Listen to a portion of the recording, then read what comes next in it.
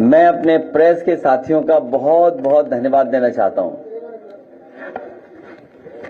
और जब प्रेस के साथियों से नहीं मिलते हैं तो अच्छा नहीं लगता है। इसी बहाने आपसे मिलने का मौका मिलता है। आज हमारे साथ चंदौली और बनारस के सांसद हमारे साथ हैं वीरेंद्र सिंह जी, समाजवादी पार्टी के जिलाध्यक्ष, समाजवादी पार्टी के कई साथी जो संगठन के हैं, चुनाव लड़े हैं, और हमारे महत्वपूर्ण कार्यकर्ता जो आज यहां पर आए हैं। साथ में उनके दाल मंडी बहुत ही हिस्टोरिकल जगह रही है। उस बाजार के कुछ व्यापारी साथी आए हैं, लेकिन वो दुख तकलीफ सभी जो व्यापारी हैं उनकी लेकर के आए हैं। जिस तरह से लगातार पिछले कई महीनों से, या यूं कहें कि कई साल से उनके ऊपर सरकार की तरफ से जो सरकार का फैसला, उसकी वजह से संकट आया है। ये कोई हिस्ट्री बचाने का या हेरिटेज को बचाने के लिए योजना नहीं बनी है।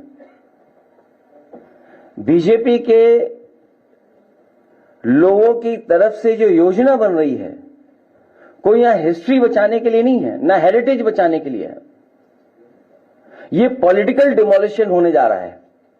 ये पॉलिटिकल अप्रोच है उनकी, और पॉलिटिकल अप्रोच इसलिए है क्योंकि वो चुनाव उस बाजार से या उसके आसपास जीत करके नहीं जा पा रहे हैं। अगर उन्होंने कोई एग्जाम्पलरी काम पहले कोई किया होता, बनारस को क्योटो के बराबर खड़ा करने के लिए, क्योंकि हमने आपने जो तस्वीर या जो विजन देखा, और खुशी तो तब हुई जब ये विजन आया कि हम वाराणसी को क्योटो बनाने जा रहे हैं। क्योटो वो रिलीजियस हेरिटेज सिटी है जापान की, जहां न जाने कितने टूरिस्ट जाते हैं। वहां की सफाई, वहां का पहुंचने का जो इंतजाम है, वहां की पार्किंग, वहां की फैसिलिटीज, वहां की और जो एमिनिटीज होती हैं, वो वर्ल्ड क्लास ही नहीं, वर्ल्ड क्लास से ऊपर के स्टैंडर्ड की हैं।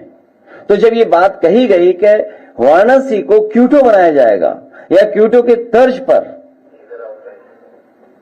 उसका विकास होगा, और मुझे याद है हम लोगों को भी भरोसा इसलिए आ गया क्योंकि उस समय के जो प्रधानमंत्री थे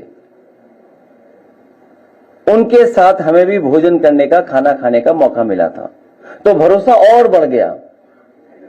लेकिन इधर देख रहे हैं कि लोगों को परेशान किया जाए, कैसे किया जाए, तकलीफ कैसे पहुंचाई जाए, उनका कारोबार कैसे छीना जाए, उनको अपने डर से, अपने सरकार की ताकत से, सरकार के डर से कैसे डराया जाए जिससे वो अपनी मांग भी न मांग सकें।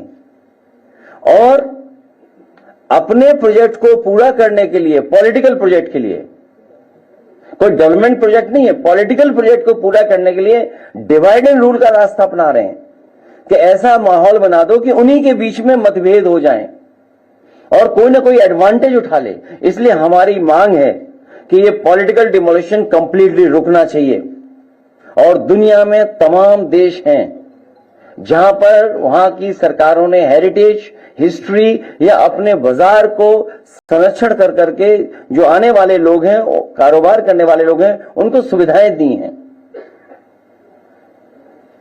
अगर इन्होंने न देखा हो वो इलाके, तो एक बार को हम सुझाव भी देना चाहते हैं। हालांकि हमारे मुख्यमंत्री जी सिंगापुर में स्पेन ढूंढ रहे थे, सिंगापुर में स्पेन। तो मैं कहूंगा कि दुनिया की जो टूरिस्ट सिटीज हैं, किस तरीके से उन्होंने अपनी गलियों को संरक्षण रखा। 2 लोग जा सकते हैं, पूरा बाजार है, दुकानें हैं, 2 लोगों की चलने की रास्ता है, तब भी उन्होंने उसको डिमोलिश नहीं किया। वही हेरिटेज का संरक्षण किया, क्योंकि विरासत में क्या मिल रहा है, हम पुरानी पीढ़ी से क्या सीख रहे हैं, क्या मिल रहा है आपको। यहां बहुत सारे कारोबारी जो हमारे पास एक दो हैं, जो वो कह रहे हैं कि दादा परदादा से उनकी दुकान है, कई वर्षों से वो दुकान में काम कर रहे हैं और कोई बहुत बड़ा कारोबार नहीं कर रहे हैं। मुझे याद है किसी साथी ने यह भी बताया कि पुरानी जो दुकानें हमारी थीं, उस समय सरकार ने जो आश्वासन दिया था कि उनके लिए रास्ता दिया जाएगा, लेकिन रास्ता नहीं दिया गया इससे पहले जो जहां डिमोलिशन हुआ था।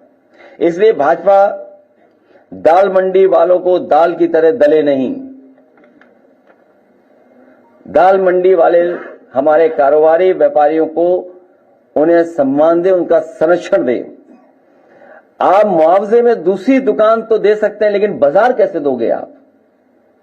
और जो लोग तैयार ही नहीं हैं तो आप उनको जबरदस्ती क्यों छीनना चाहते हैं? आप दुकान दे दोगे, ग्राहक कैसे दोगे? दाल मंडी कोई एक दिन में नहीं बनी है, न जाने कितने वर्षों से लोग वहां कारोबार कर रहे हैं। तो दुकान देने की तो बात करो, लेकिन ग्राहक कैसे आप दोगे? और एक दुकान बनाने में पीढ़ी जमाने लग जाते हैं। एक दुकान को जमाने में जमाने लग जाते हैं और ये चाहते हैं उसको तोड़ करके हटा दें, और एक पल में ये तोड़ना चाहते हैं। और सबसे बड़ी बात तो यह है कि भाजपाई जो नेगेटिव है, नकारात्मक है, संकीर्ण सोच है, वो कैसे चौड़ीकरण की बात कर रहे हैं। चौड़ीकरण भाजपा की संकीर्ण सियासत की साजिश है। ये साजिश कर रही है, ये चौड़ीकरण जो कर रही है, ये भाजपा की संकीर्ण सियासत की साजिश है। ये एक विरोधाभास भी है, क्योंकि संकीर्ण बहुत नकारात्मक सोच वाले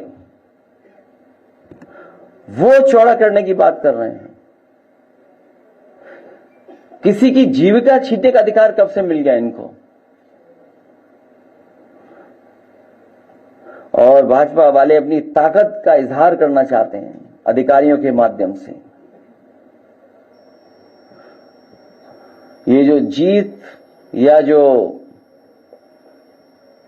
ये अधिकारियों के माध्यम से दबाव बनाना या मैसेज देना, डराना धमकाना, ये कितने दिन चलेगा? आज हम और आप लोग बैठे हैं तो और दिन कम हो गए हैं। पहले बैठे थे तो न जाने कितने दिन थे, 20-25 दिन और कम हो गए। तो हर दिन कम हो रहा है। और इन्होंने कोई ऐसा एग्जाम्पलरी काम किया हो तो बताएं। समाजवादी सरकार में मॉल बना था लखनऊ में, वो बेच दिया इन्होंने। ये तो बेचने वाले लोग हैं। कहीं ऐसा तो नहीं कि ये बड़े बड़े लोगों से मिलकर के कोई बहुत बड़ी साजिश कर रहे हो। वाराणसी जैसी नदी को साफ रख करके और वाराणसी का ट्रैफिक कैसे कम हो, उसके लिए जो रिवर फ्रंट की तैयारी थी वो भी इन्होंने रोक दी। अब कभी कभी सोचते हैं कि कुछ लोग तस्वीरें चलाते हैं कि वाराणसी नदी पे हम ये डेवलपमेंट करने जा रहे हैं, जबकि जो प्रोजेक्ट उसमें बना था उससे वाराणसी नदी साफ भी हो गई होती, लोगों को आने जाने का रास्ता मिल जाता, पार्किंग की जगह मिल जाती। और मुझे खुशी इस बात की, आज दोबारा बात दोहरा रहा हूं मैं। विधानसभा में मैंने दोहराई थी बात, और लोकसभा में मैंने ये बात कही, कई मौकों पर कहा मैंने कि आज जो मेट्रो जितनी भी चल रही है यूपी में, आपकी लखनऊ की मेट्रो समाजवादी की देन है, कानपुर की मेट्रो समाजवादी की देन है, नोएडा से ग्रेटर नोएडा जोड़ने वाली मेट्रो समाजवादी पार्टी की देन है, नोएडा को दिल्ली से जोड़ने के लिए मेट्रो समाजवादी पार्टी की देन है, आगरा की मेट्रो समाजवादी की देन है। और वहीं क्योंकि प्रधानमंत्री जी की कॉन्स्टिट्यूंसी में भी मेट्रो बन जाए, मेट्रो हो, इसलिए उस समय समाजवादी सरकार में पूरी डीपीआर बना करके और बजट 50 करोड़ दे करके हम लोग गए थे। और अगर समाजवादी सरकार बन गई होती तो वाराणसी में भी मेट्रो होती, और मेट्रो बनने के बाद आपको किसी भी गरीब की दुकान या इस तरह का डेमोलिशन का फैसला नहीं लेना पड़ता। अगर कोई बनारस में रोका है मेट्रो को उस डेवलपमेंट को किसी ने रोका है तो वो भारतीय जनता पार्टी है। जो ये परेशान किया जा रहा है दाल मंडी में, वो केवल अपना वोट सीधा करने के लिए। और अगर इनकी कोई तैयारी होती कि हम दाल मंडी को किस लेवल तक ले जाएंगे डेवलपमेंट, तो कम से कम किसी बड़ी संस्था से इस तरीके से स्टडी कराई होती। हालांकि ये दूसरे शहर की स्टडी है। बहुत कोई पत्रकार साथी अगर बहुत समझदार हो, हालांकि सब समझदार हैं, ये पन्ने पलट करके देख सकता है कि अगर एक प्रोजेक्ट के लिए कितनी डिटेल्ड स्टडी होती है। एक अगर प्रोजेक्ट शुरू करना हो तो कितनी डिटेल्ड स्टडी होती है उसकी।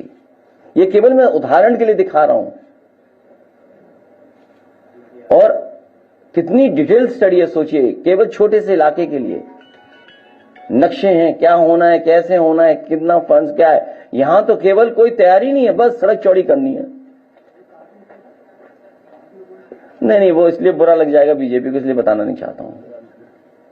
आपको अलग से दिखा दूंगा। आप केवल उन्हीं के पास भेज देना, लेकिन बताओगे नहीं, बोलोगे नहीं है। लो दीजिए उन्हें, पन्ने पलट के देख लो अगर लगे कि नहीं है, और फिर वापस कर देना किताब। ठीक है, मैं चाहूंगा कुछ